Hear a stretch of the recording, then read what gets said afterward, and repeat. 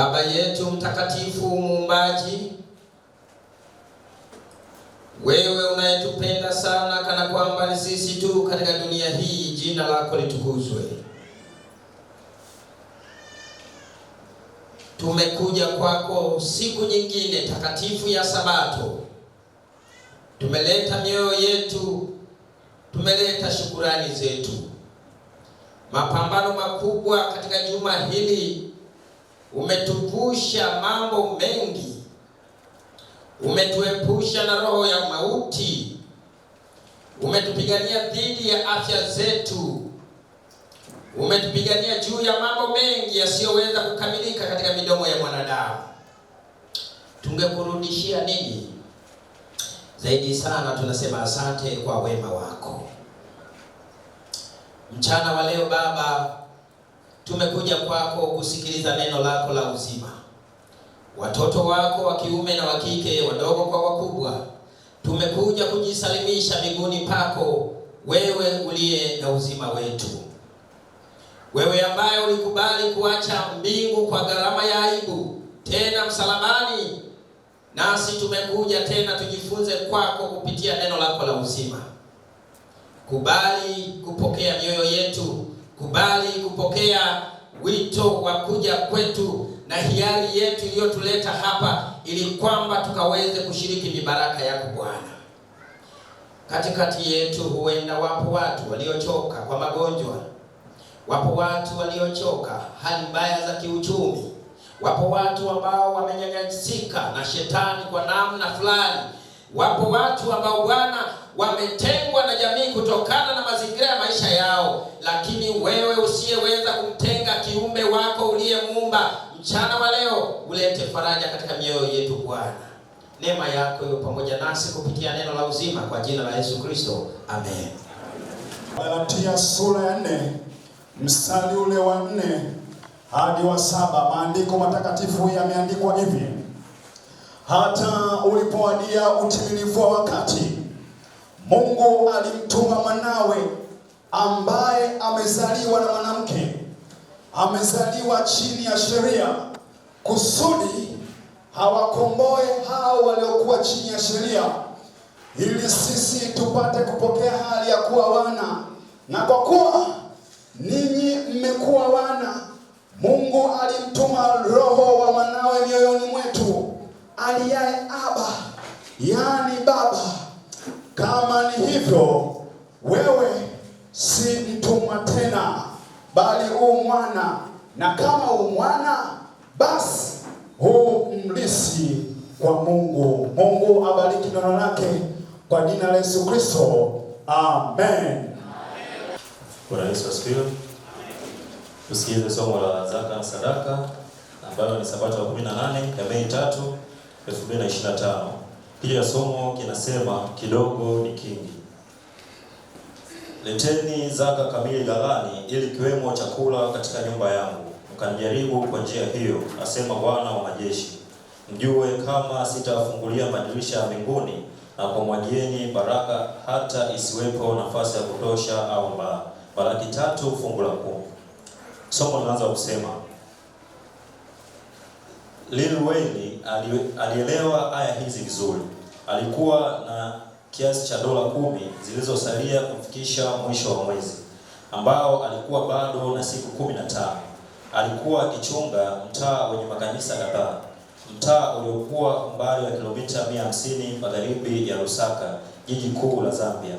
Asubuhi moja ya Jumapili, alipokuwa akiota jua kabla halijawa kali, alimwona mama wa rafiki yake wa karibu akija nyumbani kwake. Alisimama na kumkaribisha. Mama akasema ujio wake ulikuwa kwa ajili ya kuomba fedha kwa ajili ya kwenda kulipia gharama ya kusaga nafaka. Lil Wayne hakujua la kusema. Alikuwa na kiasi cha shilingi dola 10 tu zilizokuwa zimesalia, huku akiwa na nusu mwezi mbele yake. Angetoa sasa, angebaki bila kitu. Akiamini kwamba Mungu angempitisha salama, aliingia ndani ya nyumba na akarejea akiwa na ile dola 10 ambayo alitoa kwa furaha. Yule mama aliondoka akiwa na furaha, wakati ambapo mchungaji alibaki akiwaza ni kwa namna gani Mungu angempitisha katika siku zijazo.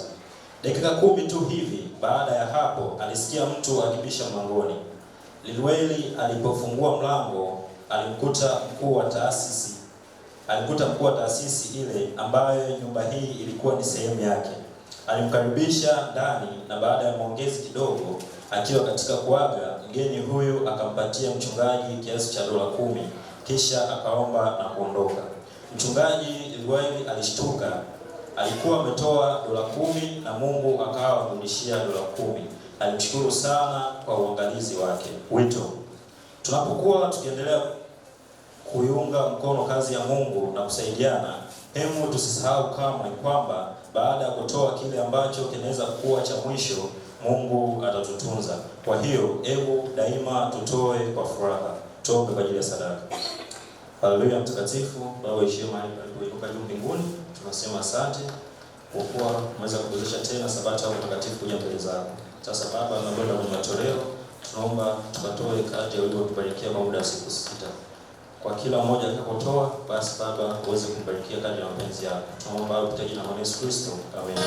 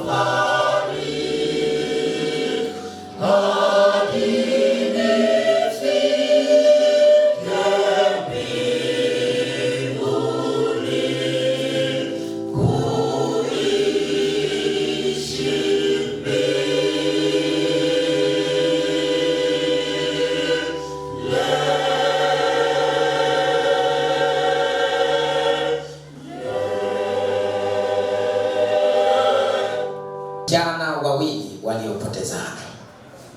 Mchana wa leo, pamoja na kisa kizuri hicho cha kina Dionisi, lakini Biblia ina mifano yenye visa vyenye nguvu mithili ya kisa cha Dionisi, kwamba Dionisi na mdogo wake walipotezana katika mazingira yenye uchungu, mazingira yenye fujo, mazingira yenye vita, wanapotezana. Baadaye miaka inapokwenda, Mungu aliyekuwa na kusudi nao anawakutanisha tena na jina la Bwana likatukuzwa. Amina. Katika maisha haya nikwambie kitu, usiitabiri kesho kwa sababu huijui. Kuna mtu ananielewa? Sema amina. Amen. Narudia tena, katika maisha haya usije kuwa nabii wa kesho. Acha, maana wewe hujui. Amen. Mungu ndiye anayejua. Biblia inatutia moyo mchana wa leo ya kwamba vipo visa vingi vinaweza kumtokea mwanadamu. Yapo mambo mengi sana yanaweza kumuumiza mwanadamu, lakini Mungu wetu bado ni mwema. Yeye ni mwema kwao wanaomtafuta. Amina. Yeye ni mwema. Amen. Na ni kwa vile sisi tumefunikwa tu, lakini neno linasema mawazo ninayowawazia ninyi ni mawazo ya amani, kuwapa ninyi tumaini siku zenu za mwisho. Amen. Yawezekana wewe una changamoto nyingi, una shida unayoijua wewe, lakini Mungu anasema pale unapokuwa huko mwishoni, umefika mwisho, huoni tena njia, anasema hapa ndipo atakupa tumaini. Amen. Hapa. Amen.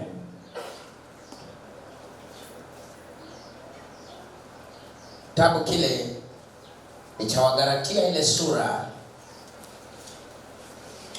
Wagalatia ile sura ya 4 mstari ule wa 22. Sasa taanza kuzungumza habari za mzee wa imani. Mzee huyu wa imani anaitwa Ibrahimu. Biblia imemtaja Ibrahimu kama baba wa imani. Na Ibrahimu anafahamika katika madhehebu na dini zote kwa sababu Ibrahimu alikusudiwa kuwa mtu wa pekee katika dunia. Haleluya. Amen. Wakati Mungu anamuita Ibrahimu, alimwambia wewe utakuwa taifa. Yaani mama, hapo ulipo wewe ungeitwa, ungeambiwa wewe uwe taifa la Tanzania, wewe peke yako. Ibrahimu anaitwa na Mungu kwa mara ya kwanza. Nisikilize vizuri sasa kidogo, tupitie historia, maana Biblia imejaa historia mbalimbali ambazo nazo zinatutia moyo, kwa sababu safari yetu ya imani inahitaji neno la Bwana lenye historia. Amen. Historia inaonyesha Ibrahimu ni mtoto wa Tera. Mzee Tera alitoka kwa kijana mmoja au kwa mtu mmoja anaitwa Shemu. Nuhu alipotoka katika safina alikuwa na vijana watatu: Shemu, Hamu na Yafeti. Haleluya. Amen. Kwa wale wageni mnifuatilie, ninazungumza historia ya Biblia, tunataka tukimbie kidogo katika maandiko. Shemu, Hamu na Yafeti walipotoka katika safina, ndipo unaona kizazi chao kinapoendelea. Wale watu walipotoka katika safina, cha kwanza walipoteza imani kwa ahadi za nani? Za Mungu. Na hivyo basi wakashindwa kuamini ya kwamba Mungu amewaambia sitawagharikisha tena. Kwa nini? Kwa maji. Kilichotokea, wakapatikana watu wanaoitwa wataalamu. Mama, sema wataalamu. Mkutano, sema wataalamu. Wakapatikana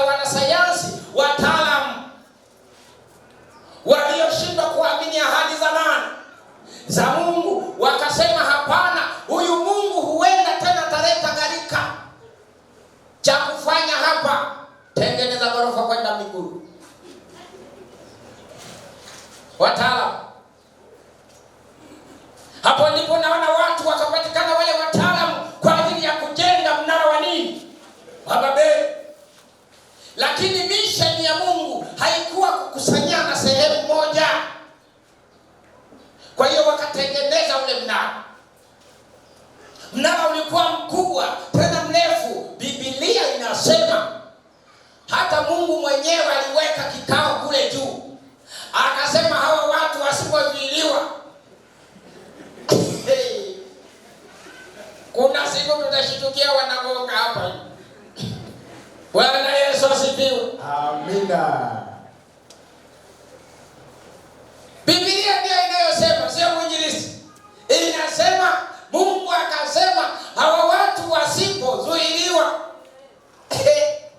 watatoboa huko.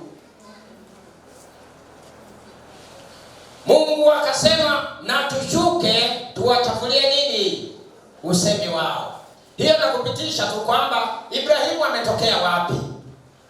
Baada ya mnara ule wa Babeli na watu kuharibiwa ndimi zao wakasambaa pale, ndipo unamuona sasa Mungu anaruhusu, anaanza kutafuta mtu mmoja kwa ajili ya utume wake. Haleluya. Nampenda Mungu. Mungu ni wa utaratibu. Amen. Mungu habebi watu, anaanza na mtu. Amina. Anaanza na mtu. Amen. Anapomchukua mtu anamuita Ibrahimu. Ibrahimu huyu anaitwa kutoka katika nchi ya wapagani, kwa sasa inaitwa Uturuki au Uru ya Wakaldayo, au inaweza ikaitwa Mesopotamia. Hilo eneo ndipo alipotoka huyu ambaye anaitwa Ibrahimu, baba wa imani. Baba yake alikuwa anaitwa Mzee Tera, mwabudu sanamu, mpagani, paga kabisa. Mungu anapomwita Ibrahimu anataka kuwadhihirishia watu kwamba yeye anaweza kumwita mtu yeyote na akawa mtu wa Mungu. Amen. Bila kujali mazingira ulionayo. Amen. Bila kujali umetoka ukoo gani. Amina. Bila kujali umezaliwa na nani. Amen. Maana kuna watu umezaliwa na wapanda fisi, lakini ninyi sio wapanda fisi. Amina.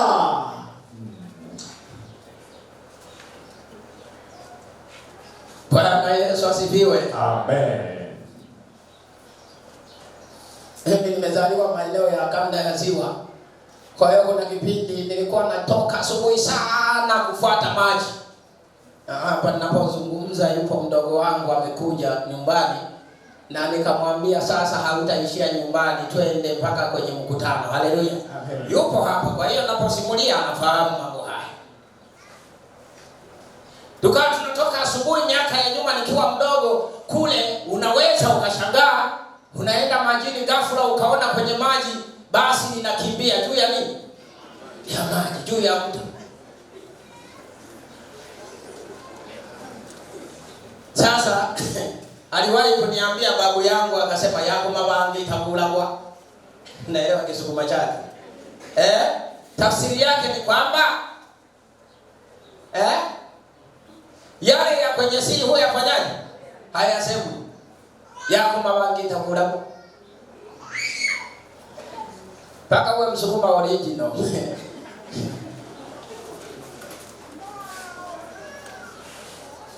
Ibrahimu ametoka katika ukoo wa waabudu sanamu. Mungu anamuita, anamwambia aende katika nchi ambayo yeye haijui. Lakini hakuishia pale, wakaondoka wakiwa naamini ya kwamba Mungu amemuita. Haleluya. Amina. Ngojeni niwaambie, kama unataka kubadilisha maisha ya kiroho, amini ya kwamba wewe umeitwa peke yako. Amen. Kuna watu ambao ili waitike wanapenda kugeuka, ndipo waitike. Utachelewa. Itika mwenyewe kwa jina la Yesu. Amen. Ibrahimu anaitika, anaondoka tena na kwenda katika nchi ambayo haijui. Anafika kule, kabla hajafanya chochote, Mungu alikuwa anajua hitaji la Ibrahimu ni mtoto. Haleluya. Amen. Hitaji la Ibrahimu ni mtoto. Amen. Dada zangu na rafiki zangu, nataka niwaambie, hakuna binadamu ambaye ana uhitaji asiyoujua Mungu.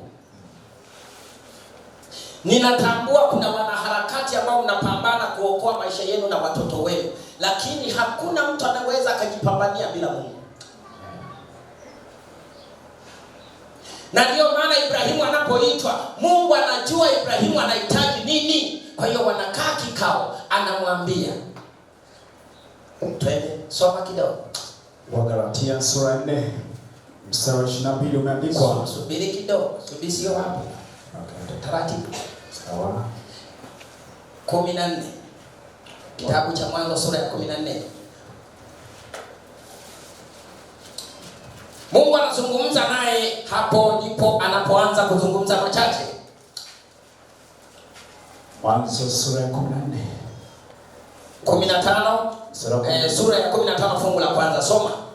Baada ya mambo hayo, neno la Bwana likamjia Abraham katika njozi. Sawa. Likinena, usiogope Abrahamu. Twende pole pole sasa. Soma Kiingereza sasa. Twende. Baada ya mambo hayo neno la Bwana likamjia Abraham. Baada ya mambo hayo neno la Bwana likamjia Abraham katika njozi. Likinena, usiogope Abraham. Haleluya. Amina. Anasema jambo la kwanza, Mungu anapokuja kwa Ibrahimu anamwambia usiogope nani? Abrahamu. Mimi ni ngao yako. Subiri kidogo. Acha sipini. Jamani, sasa tukiishi hapo imetosha. Bwana Yesu asifiwe. Amen. Mungu anapomtokea anamwambia Ibrahimu, kwanza anaitwa Abraham. Usiende moja kwa moja ukamwita Ibrahimu. Hapa bado anaitwa nani? Abraham. Kwa nini? Maana yake maisha ya Ukristo ni hatua. Haleluya. Amen. Ni hatua. Kuna watu mnaofia hali yenu ya kiroho kana kwamba mnahisi nyinyi ni wapagani. Hapana, ni hatua. Kuna hatua mtafika katika vilele vya uzima. Amina. Ibrahimu anaambiwa Abrahamu usiogope. Haleluya. Amen. Jambo la kwanza, mtu yeyote ambaye amechukua hatua ya kuishi na Mungu hapaswi kuogopa. Amen. Ndio jambo la kwanza. Amina. Uoga asili yake ni shetani. Uoga ni utumwa.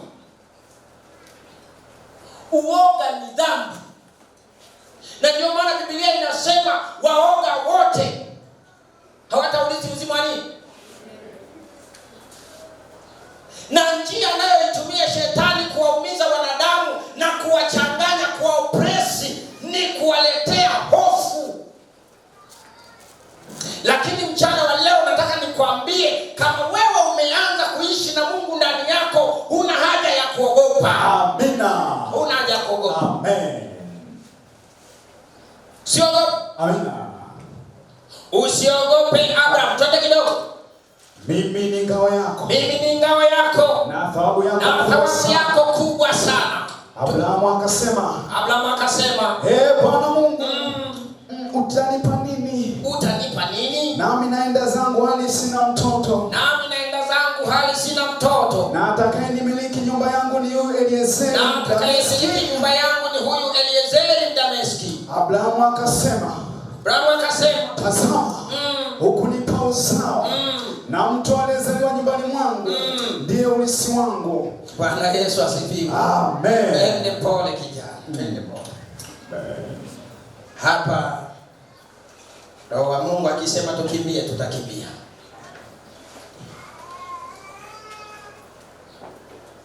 Ibrahimu wakati anatokewa na Bwana anamwambia usiogope Abraham. Lakini jambo jingine linalofuata anamwambia mimi ni ngao yako. Ibrahimu anapoahidiwa ahadi hizi anauliza swali la msingi. Anasema utanipa nini? Bwana Yesu asifiwe. Amen. Hili swali huwa linaulizwa na mtu ambaye tayari ameshaanza kutafuta faida kwako. Haleluya. Amen. Eti mama, umewahi kuuliza lile swali? utanipa nini? Haleluya. Amen. Hebu mshike mkono jirani yako, muulize utanipa nini? Mshike mkono bwana. Haleluya. Amen. Unaweza kushangaa watu wanamaliza mwaka mzima hawajaulizwa hilo swali. Na hawajauliza. Maana hata uliye naye uone cha kukupa.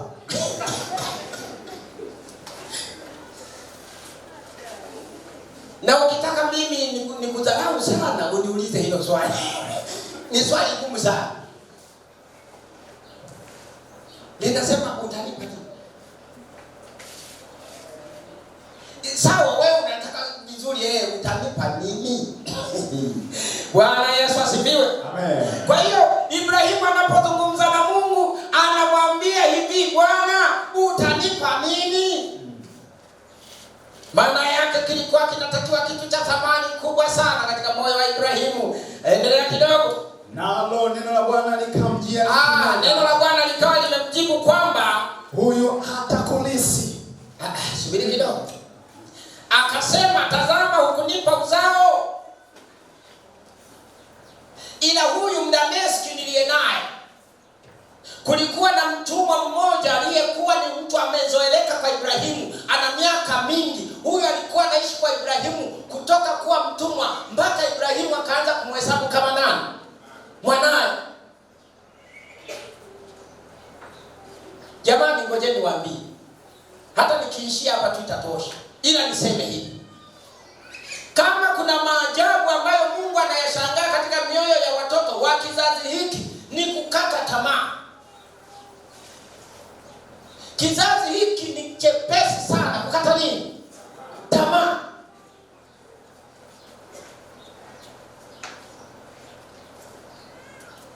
Ibrahimu amekaa na huyu mtumwa, miaka imesogea, miaka imeenda, lakini Ibrahimu anapomuuliza Mungu anajitetea, anasema mimi sina mtoto baba, lakini ninaye huyu tu mtumwa, tena hakuna mtu hata wa kunirithi, ningefanyaje? Hujanipa uzao. Mungu anamwambia maneno ya kutia moyo katika lile fungu la 4. Nalo neno la Bwana likamjia likinena. Nikasemaje? Huyu hatakurithi. Huyu hatakurithi, bali atakayetoka katika viuno vyako ndiye atakayekurithi. Aya, twende fungu la 5, tembea kidogo. Akamleta nje akasema, tazama sasa mbinguni, akazihesabu nyota. Twende taratibu. Biblia haijaandikwa hivyo. Akamleta nje akasema, tazama sasa mbinguni, kazihesabu nyota, kama ukiweza kuzihesabu. Kama ukiweza kuzihesabu. Sasa anza kusoma hili fungu la 5. Twende. Akamleta nje akasema. Subiri kidogo. Akamleta nje akasema, tazama sasa mbinguni, kazihesabu nyota, kama ukiweza kuzihesabu. Akamwambia, ndivyo utakavyokuwa uzao wako. Bwana Yesu asifiwe. Amen. Nimeona nipite kidogo hapo. Amen.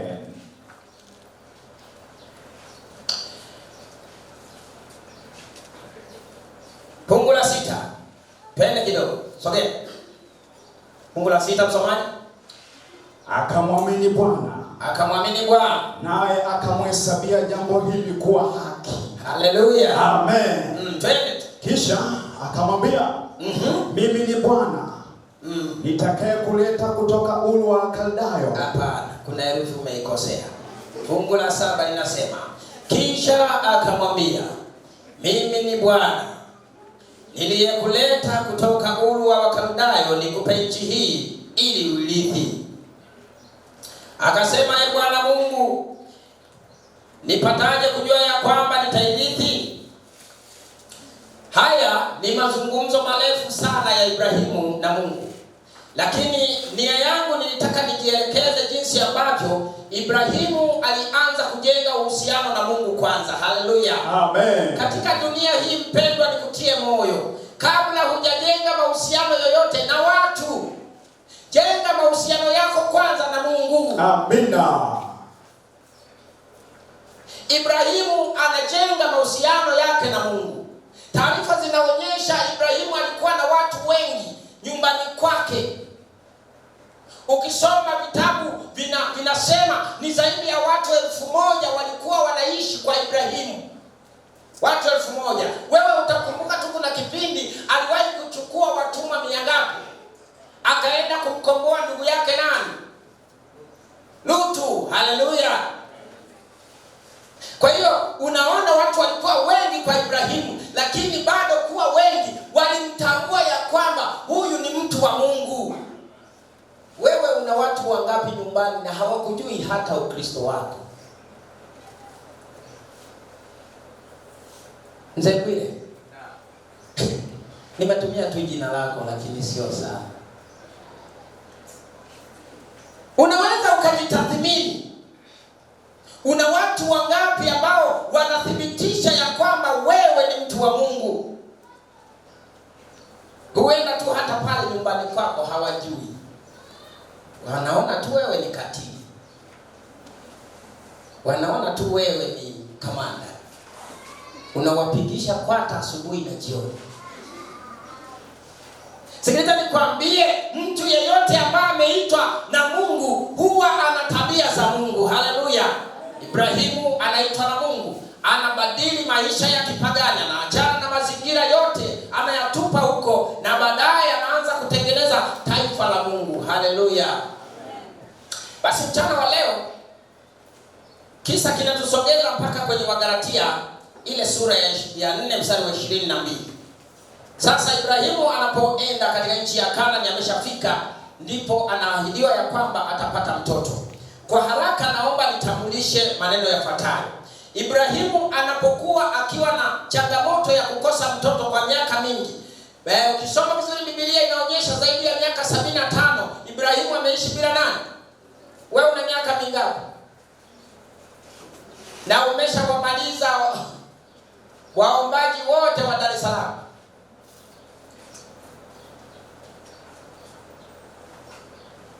Ibrahimu mzee huyu anakaa miaka 75 hana mtoto, lakini pamoja na miaka 75 bado hajapata mtoto. Analetewa ahadi ya kupata nini?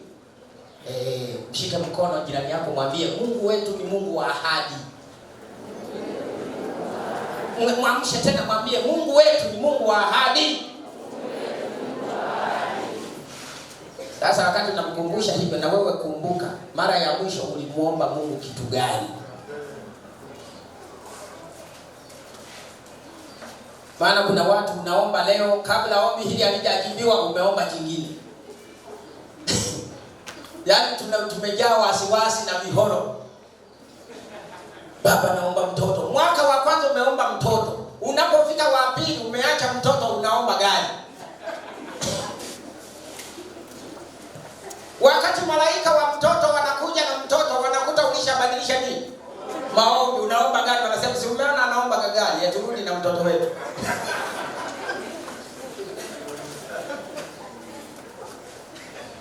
Biblia inasema maombi yanatakiwa uvumilivu. Amen. Ukianza kuombea jambo, hakikisha linafanikiwa bila kuliacha. Hata kama mimi ndio ningekuwa malaika, ningerudisha majibu gani? Baba ameshaacha mtoto, anaomba nini? Nimerudi na mtoto.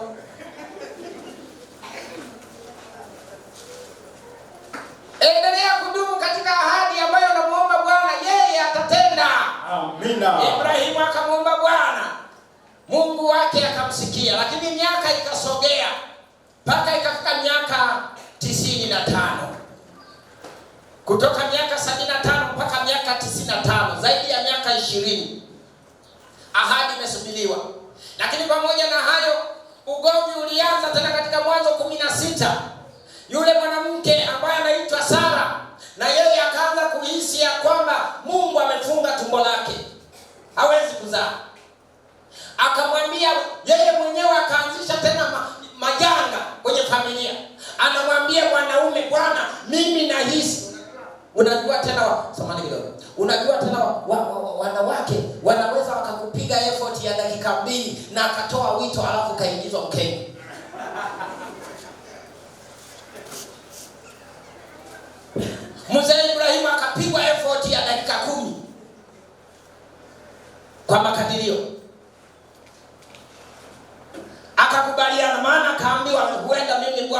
amejifunga tumbo.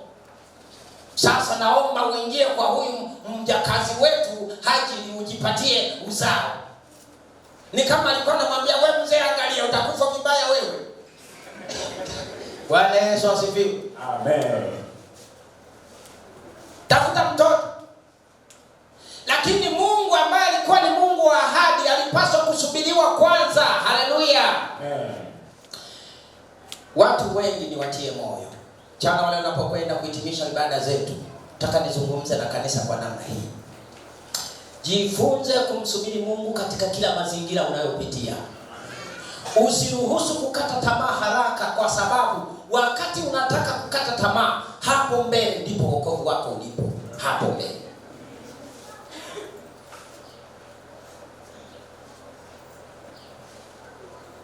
Na ukitaka kupata, mtu mmoja nikasikia, sijali kwa nakipa moyo, nafikiri ndio ilikuwa slogan yake. Akasema ukiona mateso yamezidi, jua wokovu umefanyaje? Lakini nikamwangalia nikaona kama bado shida zinamfunga kuliko jana. Mungu ni mwaminifu. Hata kama shida zinakusumbua kiasi gani, hata kama umekosa mtoto kwa miaka mingapi, hata kama unapitia changamoto kubwa kiasi gani, jifunze kumsubiri ahadi za Mungu. Amen. Subiri. Bahati mbaya tu, watu wengi hamjui mmeongea nini na Mungu wenu. Mnaishi bila kujua hata maongezi yenu na Mungu mliongea nini. Hata wale vijana mnaooa, mnaoingia katika mahusiano na akina dada, hata mjui mmeongea nini na Mungu wenu kuhusu mahusiano. Na ndio maana yoyote akipita unaweza kadhani ni yeye, kwa sababu hujaongea na nani. Basi wewe unakuwa unaotea tu kama boda boda. Wapi? Ana boda boda huwa wanaotea. Naweza katokea tu na tayari akakwambia mtumishi wapi? Wataalamu hao wanasoma nyakati. Bwana Yesu asifiwe. Jifunze kuelewa unaongea nini na Mungu wako katika ahadi zake.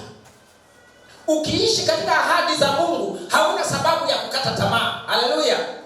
Hakuna sababu. Si unajua umeongea nini? Si unajua unasafirije?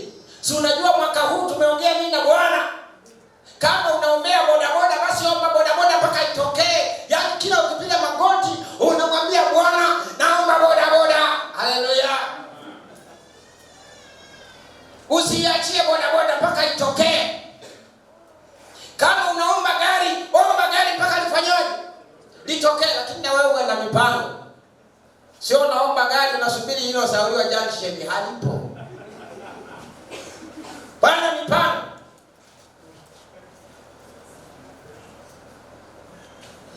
Basi Ibrahimu, kama vile mke wake alikuwa anafanya sasa mipango ili wapate mtoto. Lakini kumbe yule mtoto aliyekuwa wanafanya hiyo mipango hakuwa katika ahadi za Bwana. Ndipo anazaliwa mtoto pale katika familia, alikuwa anaitwa nani? Ismaili. Kumbuka somo linasema watoto waliopotezana. Ismaili anapozaliwa, alizaliwa kwa muda mrefu kidogo kuliko Isaka. Kwa sababu Ismaili alipozaliwa, baada ya miaka 95 ya Ibrahimu ndipo anazaliwa Isaka. Kwa kifupi, ni kama walitofautiana zaidi ya miaka 15. Mtoto wa miaka 15 ni mtu mkubwa sana huyo ukimlinganisha na mwenzake, si ndio? Lakini ndivyo walivyokuwa wametofautiana. Anapozaliwa Ismaili anaanza sasa kukua pale. Lakini mapema anapozaliwa, Mungu anaangalia ile scenario, ile picha ile. Ile familia inaingia kwenye mgogoro kidogo. Ibrahimu anampenda sana Ismaili. Anapomwangalia anajua huyu ndio chaguo langu, mtoto mzuri sana. Lakini ghafla amezaliwa Isaka tena. Isaka anapozaliwa, Rebeka sasa anakuwa kama amezinduka kwenye usingizi, anampenda sana mwanae. Alafu ghafla Ismaili anakuja, anaanza kumchezea tena Isaka. Anamwambia, wewe na wewe nini wewe? Mara mkideana mgombeza nini? Yule mama aliyetoa agenda ya kwamba Ibrahimu chukua huyu mjakazi azali, anatoa hoja ya pili. mama yake. Ibrahimu anamuuliza, kama angekuwa Mtanzania angemuuliza lile swali la Watanzania, unasemaje wewe? Bwana Yesu asifiwe. Amen. Ibrahimu anamuuliza, mama nimfukuze mtoto na mama yake wanaenda wapi huko polini? Anasema fukuza. Sara akakaza ili yule mtoto afukuzwe na mama yake waondoke. Wakati bado wanasuasua, Mungu mwenyewe akatuma malaika akamwambia Ibrahimu, msikilize nani? Kama kuna jambo fundi mitambo rafiki yangu ambalo nalishangaa, yaani usije ukabishana na mtoto wa kike. Ishia hapo hapo kama hujanielewa.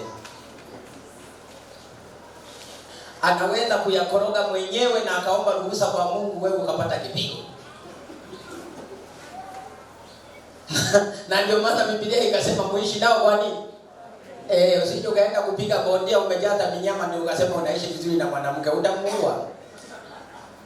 Tumia akili. Bwana Yesu asifiwe. Amen. Ibrahimu anapoingia kichwa alete ajenda zake, anaambiwa hakuna mzee sikusikilizi, fukuza mama na nani? Na mtoto. Mzee akakaa pembeni, akaangalia katoto kake nako anakapenda. Akasema basi imeisha hiyo.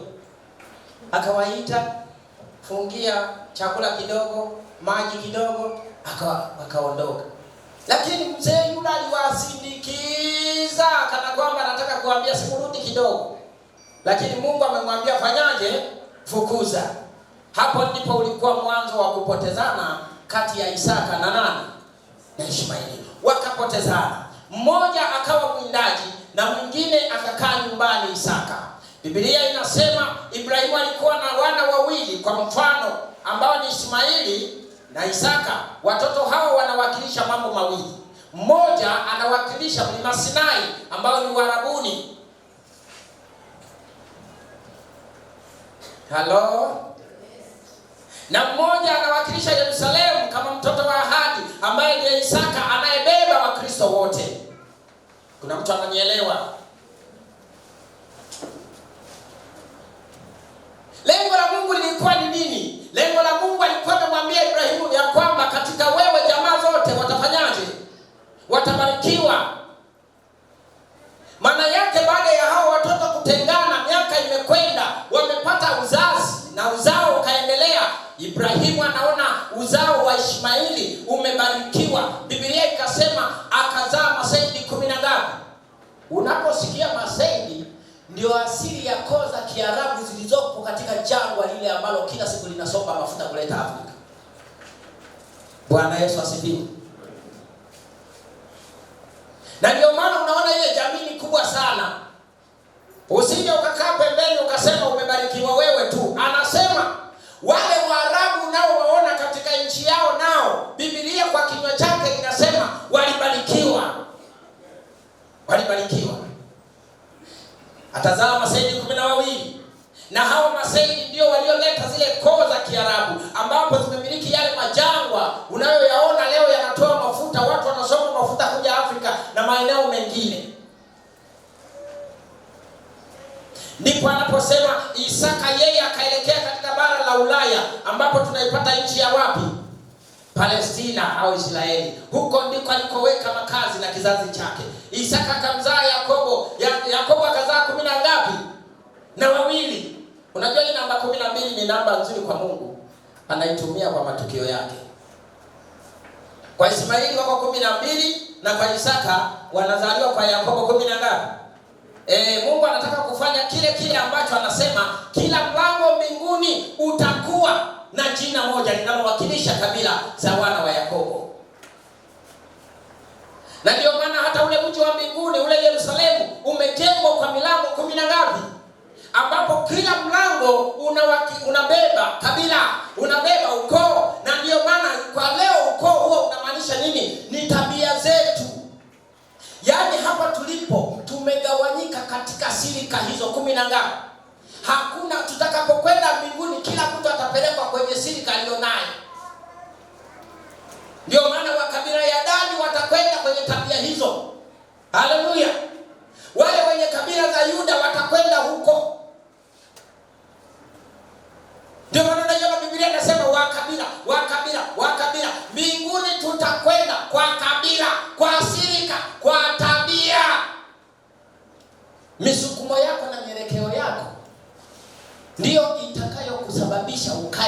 mafungu gani katika yale mafungu 10 na ngapi? Na 2. Hawa watoto wa Ibrahimu wanapopotezana katika ulimwengu huu, baadaye wanakutana sasa pamoja katika imani. Haleluya! Leo hii imani imetukutanisha, bila kujali ya kwamba wewe una dhehebu au una dini gani. Hiyo Mungu haimuhusu. Kinachomhusu Mungu ni maisha matakatifu yanayomtukuza yeye.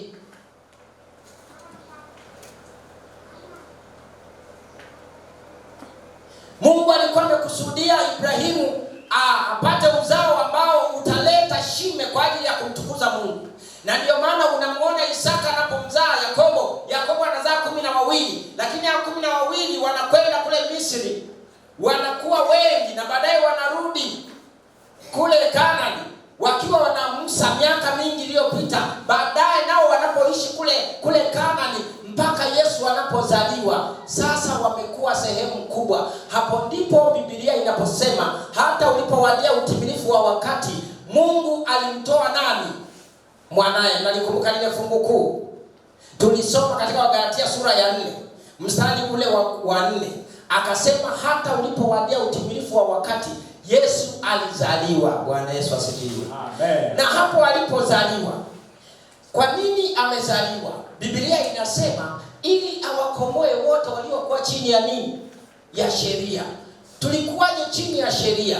Baada ya dhambi, sheria ilikuwa imetukandamiza wanadamu wote, kwa sababu inasema mshahara wa dhambi ni nini? Ni mauti. Lakini ilibidi atumwe yule ambaye hawezi kushikiliwa na mauti, hawezi kushikiliwa na magonjwa, hawezi kushikiliwa na chochote. Yeye aliye na uweza, Mungu mwenyewe akaja kutoka mbinguni kuja kutukomboa sisi tuliokuwa chini ya kifungo. Tumani nisikia amina. Lakini huyu aliyezaliwa alizaliwa katika ukoo wa Ibrahimu. Bwana Yesu asifiwe. Yesu Kristo mwana wa Mungu aliye hai akaja katika mji wa Nazareti, akazaliwa. Yule ndiye ambaye kwa leo amekuja kuikomboa hii dunia baada ya kuzaliwa na mwanamke, lakini yeye kusudi lake na mpango wake ilikuja ni kumkomboa mwanadamu huyu aliyekuwa amefungwa katika sheria. Sheria zipi? Sheria za dini, sheria za makabila, sheria za mila na desturi. Na ndiyo maana unaponiangalia hivi, hata wewe unajua ya kwamba umetoka kwenye mila fulani, kwenye desturi fulani. Kuna wale ambao wanasema sisi kwetu huwa hatufanyi hivi, si ndio? Hizo ni mila, lakini Yesu amesema yeye alikuja kutufungua kutoka katika hizo mila na desturi. Haleluya!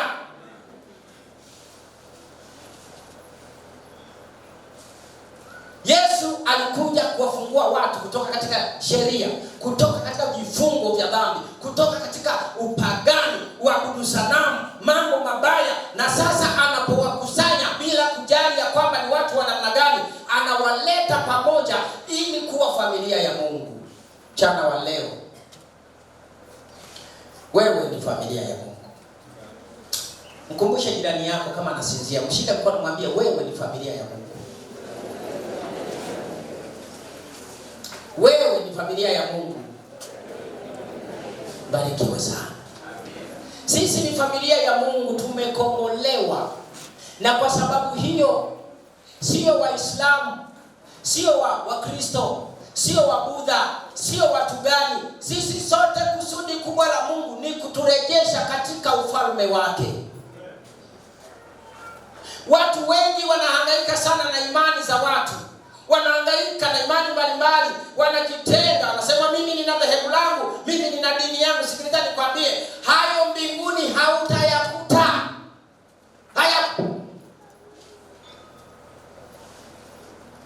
Mbinguni utakachokikuta ni waliokombolewa. Haleluya, waliokombolewa. Kwa hivyo hapa tunajiandaa kwa ajili ya utukufu unaokuja. Tunaandaa maisha yetu, tunaondokana na upagani, tunaondokana na mila na desturi, tunaachana na mambo mabaya, dhambi za kila namna ambazo shetani anazitenda na kuwasababisha wanadamu wazitende. Tunapoziacha tunaitwa wana na binti za Mungu. Fungu letu mwisho bado Yesu alizungumza na wanafunzi wake pale katika mlima. Mathayo ile sura ya 5.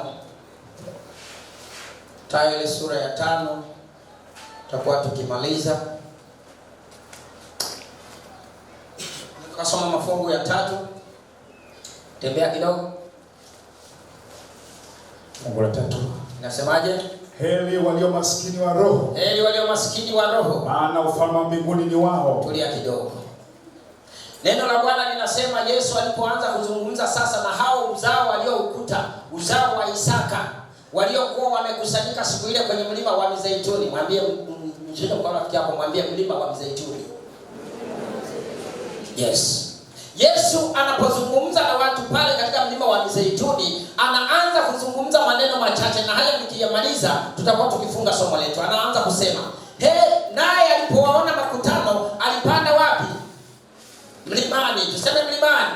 Mlimani. Naye alipoona makutano alipanda mlimani, na alipokwisha kuketi wanafunzi wake walimjia, akafungua kinywa chake akawafundisha akisema, heri walio maskini wa nini? Wa roho, maana ufalme wa mbinguni ni wao. Amen. Hili fungu huwa linatafsiriwa hivi.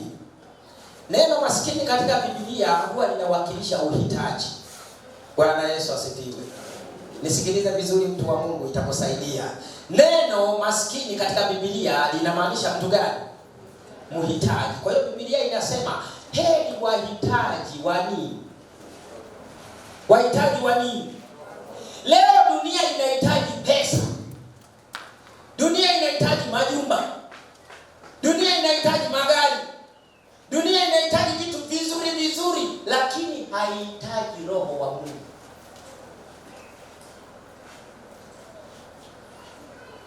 Sasa umenielewa? Watu wako kama walioshikwa na wazimu na kichaa cha kutafuta. Kila kitu wanatafuta, ila hawatafuti roho wa nani? Wa Mungu. Biblia inasema heri wanaotafuta roho wa Mungu. Anasema heri walio maskini wa roho, heri walio wahitaji wa roho, maana ufalme wa mbinguni ni wao. Yesu anapozungumza na watu alikuwa anawatia moyo ya kwamba katika mahitaji yako yote unayoyatafuta duniani, jambo la kwanza, tafuta roho wa nani?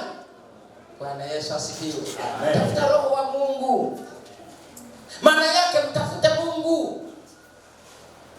Jambo la pili, heri wenye huzuni, maana hao watafanyaje? Watafanikiwa. Huu huzuni ni huzuni gani? Ni huzuni ule ambao ukiona mabaya unahuzunika. Leo dunia inajivunia na inacheka ikiona mabaya. Unasikia wanasema yamemkuta. Si tuliwaambia yamemkuta. Yaani watu wanaofurahia ukiumia ndicho kizazi tulicho nacho. Lakini Biblia inasema heri wenye huzuni, maana hao watafanyaje? Watafanikiwa.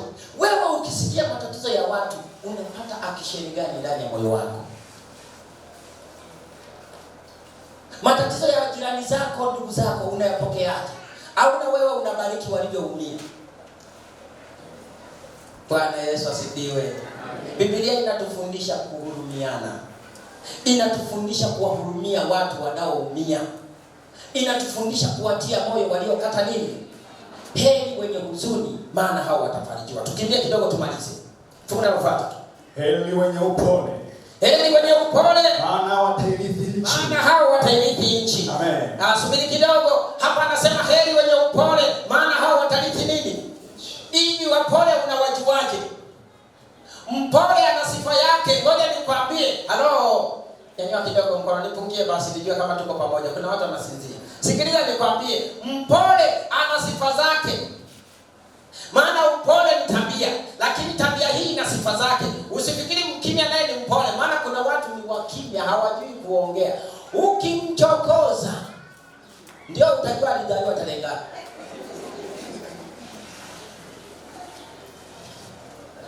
Zinapanda za Kikuria na za Kikabila na za Kisukuma zote zinawaka. Biblia inasema heri wenye upole. Sasa mpole ili mfahamu, Yesu katika kitabu cha Mathayo 11 mstari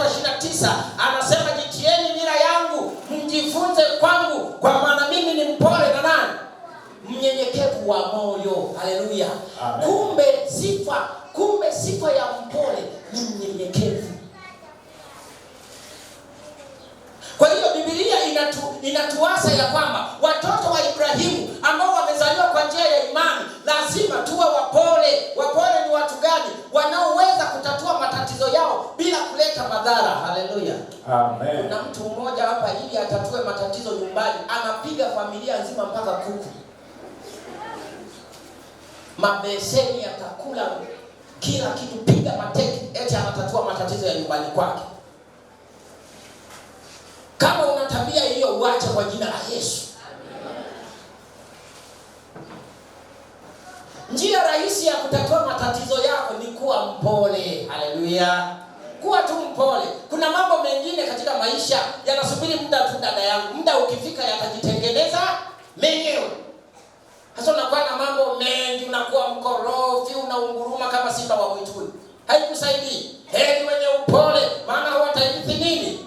Nchi. Kwa hiyo upole ni unyenyekevu, upole ni utii, upole ni utulivu. Tulivu kwenye maisha, utulivu. Watu wengi mliojaa wasiwasi hamna tabia ya upole. Upole ni kama huu. Wakati ule Petro alipotaka kusulubiwa, Biblia inasema yule malaika aliyekwenda kumwamsha usiku alimkuta amefanyaje? Jamani, simseme wote. Alimkuta amefanyaje? Amelala. Hivi kesho unanyongwa, alafu unaweza kulala usiku huo. Mnaelewa sasa maana ya upole? Alikuwa mtulivu, maana amani aliyokuwa nayo ilikuwa inatoka kwa nani? Kwa Mungu. Leo nyinyi mkiambiwa kesho mnanyongwa, mtalala usiku wa leo? Kila mtu atatafuta safari ya kurudi mkoani. Yesu anapokwenda na wanafunzi wake wako ndani ya chombo kinataka kuzama, wanamkuta amefanyaje? Utulivu. Matatizo hayamalizi kwa kukurukaka, kwa pressure. Hakuna kitu kama hicho. Ukitaka umalize matatizo yako, tulia. Kujitia pressure ni kuendelea kuongezea matatizo. Tulia. Mambo hayajaenda vizuri kwenye fedha, uchumi, una magonjwa, una shida nyumbani, ndio. Tulia kwa Bwana. Mungu anayo majibu kwa ajili ya kesho yako. Ngoja nimalize, muda sio rafiki. Heri wenye njaa na kiu ya haki, maana hao watashibishwa. Ile fungu la 7, heri wenye rehema, maana hao watapata rehema. Neno rehema huwa linawakilisha msamaha, kuvumiliana, kusubiri. Wale wote ambao wana tabia ya Mungu lazima wajifunze kuwasubiri wenzao wanapowakosea, wawasamehe na kuwavumilia.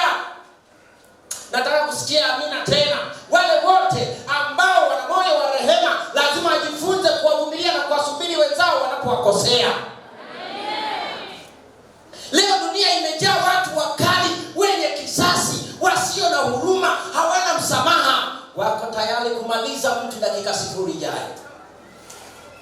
Na haya ndio asili ya shida inayojitokeza katika jamii leo. Watu wanauana, hawatakiani mema kwa sababu hawana moyo wa rehema. Biblia inasema, heri wenye rehema, maana hao watapata rehema. Na usisahau, chochote unachopanda, subiri kufanyaje? Kuvuna. Kama una tabia ya kulipa kisasi watu, matatizo ya kisasi hayataisha katika familia yako. Hajaelewa vizuri. Amesema nirudie. Narudia tena. Usipende kuishi maisha ya kisasi, kwa sababu kile unachokifanya huwa kinarudisha mwangwi. Wasamehe watu. Biblia inasema Petro alienda kwa Yesu anajipendekeza. Unajua Wayahudi walikuwa wamepanga kusameheana mara ngapi? Na ndio maana hata mashahidi wao wanakuwa wangapi? 3. Anasema sasa Wayahudi walikuwa wamepanga kwamba ili usamehe kabisa, umekamilisha msamaha, usamehe mara ngapi? Mara 3. Sasa Petro kwa kujidai akamwambia Yesu, mimi naona nisamehe mara ngapi? Mara 7. Eti akadhani ya kwamba ameweka hesabu kubwa. Yesu akamwambia hata 7 haijatosha, ila 7 mara ngapi?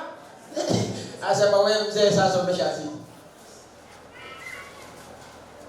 7 mara 7 unapata 49. Nini maana yake? Ilikuwa inawakilisha ya kwamba miaka 490 ya unabii ya wana wa Israeli wangemuua Stefano, ndipo walikuwa wanakamilisha huo unabii. wa miaka 490 ya kukamilisha kuondolewa katika idadi yao. Nini Yesu alichokuwa anasema? Msamehe mtu mpaka atakapokufa. Yaani endelea kumsamehe adui yako mpaka atakapofanyaje? Atakapojimaliza mwenyewe. Usikae na matakataka. Wengi mmeumiza nafsi zenu, mmeumiza mioyo, mnatembea na watu vifuani mwenu. Achana nao, wewe mwachie Bwana. Amen. Mwachie Bwana. Amina. Na fungu lile la 9 la 8 likasema, heri wenye moyo safi, maana hao watamuona Mungu. Amen. Hii moyo safi inamaanisha tabia. Moyo safi ni ule moyo usiokuwa na mawazo mabaya. Ukisoma kitabu cha Mithali sura ile ya 6 inasema kuna vitu 6 anavyovitukia Bwana. Nami viko 7. Moyo uwazao mawazo mabaya. Kuna wanadamu ambao muda wote wanawaza mawazo mabaya. Hayo ni machukizo kwa Mungu. Jitahidi kuwa mtu wa Mungu ambaye moyoni mwako kumejaa mambo matukufu. Heri wenye moyo safi. Moyo safi ni ule uliobeba amani na watu. Moyo uliobeba furaha, moyo uliobeba upendo. Heri wenye moyo safi, maana hao watamwona nani? Na lile fungu la 9 linasema, heri wapatanishi, maana hao wataitwa wana wa Mungu. Heri wenye kuudhiwa kwa ajili ya haki, maana ufalme wa mbinguni ni wao. Na heri ninyi watakapowashutumu na kuwaudhi na kuwanenea kila neno baya kwa uongo kwa ajili yangu. Furahini na kushangilia, kwa kuwa sababu yenu ni kubwa mbinguni, kwa maana ndivyo walivyoudhi manabii waliokuwa kabla yenu. Bwana Yesu asifiwe. Tunapokwenda kumaliza, haya ndiyo mahubiri aliyowahubiri uzao wa Ibrahimu. Yesu anaposimama anazungumza na uzao wa Ibrahimu baada ya miaka 1400. Yaani Yesu amezaliwa kutoka kwa Ibrahimu mpaka kumpata Yesu ilipita miaka 2000. Leo tunapozungumza ni miaka 1400. Yesu bado anazungumza na sisi. Anasema heri wenye moyo safi, maana hao wajiandae kukutana na nani? Mchana wa leo wewe ni familia ya Mungu. Bila kujali changamoto ulizo nazo, wewe ni familia na ni mtoto wa Mungu. Katika yale unayoyapitia, amini ya kwamba Mungu anayajua sana kuliko wewe unavyohangaikia. Na kutia moyo, simama mchana wa leo. Tutakapokuwa tukiimba wimbo wetu, uwe miongoni mwa wale ambao sasa wanaamua kujitoa tena, kulinda na kutengeneza uhusiano wao na huyu Mungu wa Ibrahimu, ambaye amesema nitakulinda, mimi ni ngao yako. Huyo Mungu, wale watu wanaomhitaji Mungu huyo mchana wa leo, wanaotaka kujisalimisha upande wake, wasimame pamoja nao. Simama pamoja nao.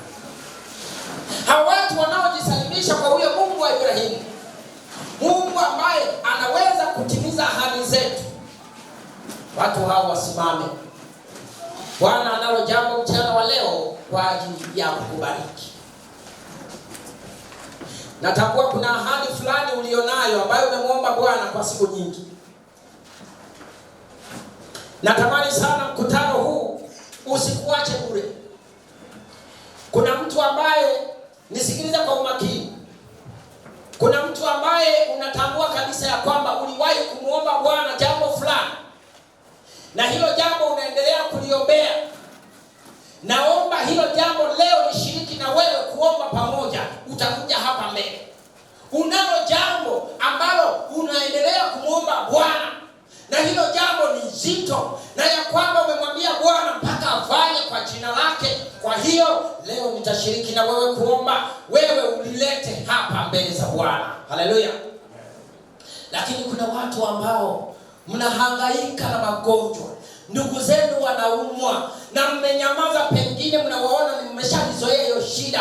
Nataka nikwambie mchana wa leo, kama kuna mgonjwa mahali popote unayemtambua, nataka kuomba na wewe, mlete hapa, iwe ni kwa jina lake ama kwa wewe mwenyewe. Njoo hapa, nataka nitaomba na wewe. Tutakapokuwa tukiimba hizi nyimbo, utakuja kwamba una shida ya kazi. Unajua kuna watu wanadhani kukosa kazi ni jambo la kawaida. Katika dunia iliyojaa kazi, wewe huna kazi. Kwa nini hujiulizi? Njoo hapa tuombe kwa jina la Yesu. Inawezekana. Bye bye. wetu, watu wa namna hiyo. Lakini baadaye pale mwishoni nitahitaji watu wanaojitoa kwa Yesu, ambao wao wanasema hawaifahamu imani hii, lakini wanahitaji kutoa maisha yao kwa Bwana. Kuanzia sasa wanahitaji kutoa maisha yao kwa Bwana. Makundi hayo yote, wakati wimbo ukiendelea, mtakuja hapa mbele. Karibuni sana, karibu sana.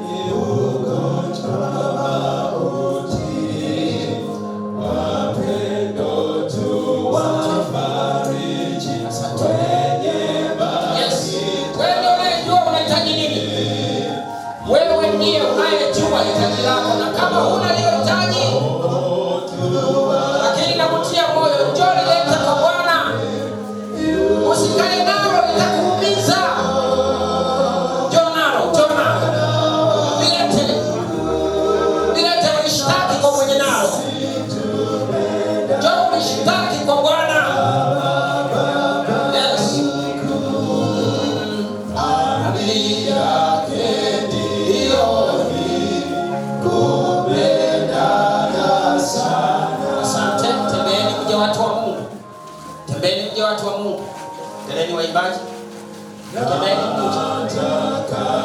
Yes, tembea uje, andaa pia maisha yako kuchukuliwa juu, maana ni wale tu waliotengeneza maisha yao, wale tu wanaendelea kutubu na kuacha makosa yao, ndio watakaochukuliwa juu. Njoo tengeneza na Bwana, njoo tengeneza na Bwana. Yes.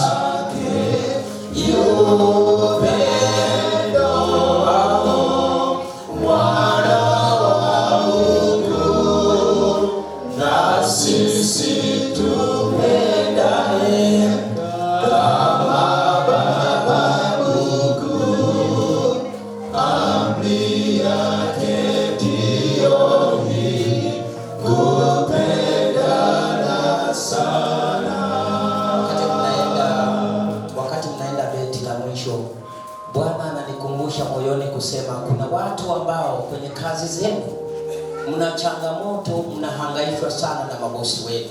Njoo tuombe. Nataka kuomba kwa ajili ya watu hao ambao kule kazini kwao wanapitia nyakati za kusumbuliwa kwa ajili ya uaminifu wao na kwa ajili ya kazi zao, hawapati amani katika ofisi zao. Njoo tuombe. Lakini kuna mtu mambo yako, tulia kidogo, mtu wa Mungu. Tulia kidogo. Kuna mtu katika maisha yake, familia yake, watoto wake hawajakaa sawa, wanamsumbua na wameng'ang'ania huko waliko. Njoo tuombe kwa ajili ya watoto wako. Uchague mawili, kuwasalimisha kwa Bwana ama wapotee duniani. Lakini kabla hawajapotea, Bwana ameleta neema hii, waleta watoto wako. Njoo wataje hapa. Njoo tutaomba kwa ajili ya wanao. Njoo. Asante, malizia. Tunapokwenda kuomba, malizia wimbo. Na atakapokuja kutuchukua juu, tutaimba milele pendo lake Yesu.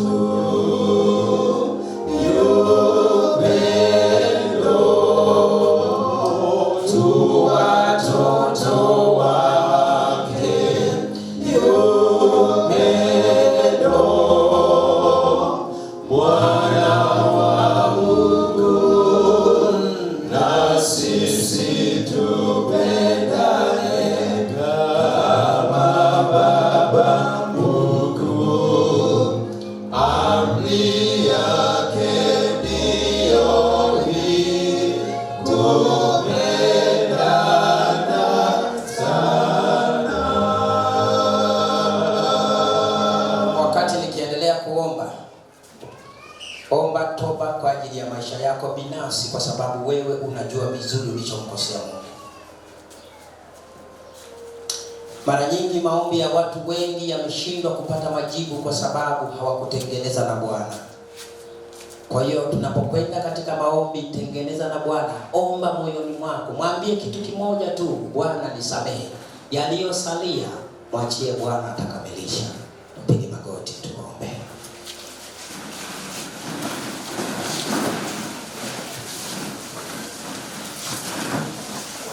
Basi tuombe. Baba yetu mtakatifu, Mungu mwema uliyetukusanya tena siku ya leo, asante kwa sababu neno lako limegusa maisha yetu katika nyanja mbalimbali. Tungekulipa nini kwa neno hili ambalo umezungumza nasi? Umetujengea misuli ya imani kupitia historia ya Ibrahimu, jinsi ulivyomuita mtoto wako, nasi umetuita katika ulimwengu huu ili kuyaacha yote ya dunia na baadaye utupatie maisha mema katika ulimwengu huu na katika uzima wa milele unaokuja. Baba, ninakushukuru kwa sababu hawa watu wamekuja kwako na wala sio kwangu. Wewe ndiye uliyewaumba. Wewe ndiye unayejua mahitaji yao. Wewe ndiye unayejua kilichowaleta hapa. Baba, mimi kama mtumwa wako nisiye na faida, na wakabidhi mikononi mwako, na ijulikane ya kwamba kukiweko na jambo lolote ambalo walikuwa nalo kabla hawajafika hapa, kwa neema yako katika jina la Yesu Kristo, hilo jambo likatoweke. Baba, wewe uliye mzee wa siku, wewe usiyeshindwa, wewe ambaye ni mwema kwa kila mwanadamu bila kujali alivyo, ninaomba mchana wa leo ujifunue kwa kila mmoja aliyepiga magoti kwa ajili ya tatizo alilo nalo. Kinywa changu cha kibinadamu hakiwezi kutaja mahitaji ya watoto wako wote, lakini asante kwa Roho Mtakatifu anayeshughulikia mioyo ya watoto wako. Sasa Bwana, ninawaleta wote, wapokee kama walivyo. Pokea dua zao, ukapokee toba zao, ukapokee mahitaji ya kazi, ukapokee mahitaji ya afya, ukapokee mahitaji ya ulinzi katika familia zao, ukapokee mahitaji ya ulinzi katika ofisi zao, ukapokee mahitaji ya ulinzi katika kazi zao. Wale wote ambao Bwana wamejitoa kwako mchana wa leo, Baba, uwakumbuke na kuandika katika kitabu chako cha uzima. Baba, kwa kuwa wewe ulitupatia nguvu ya Roho Mtakatifu, ukasema kwa jina langu mtatoa pepo, kwa jina langu mtakemea magonjwa, kwa jina langu mtafanya ishara na maajabu, nayo yatatokea. Mchana wa leo mtu mmoja akafunguliwe kwa jina la Yesu. Mtu mmoja akawekwe huru dhidi ya kifungo vyote vilivyomfunga kwa jina la Yesu. Baba, moto ule ulioshuka katika Sinai ukashuke katika moyo wa mtoto wako.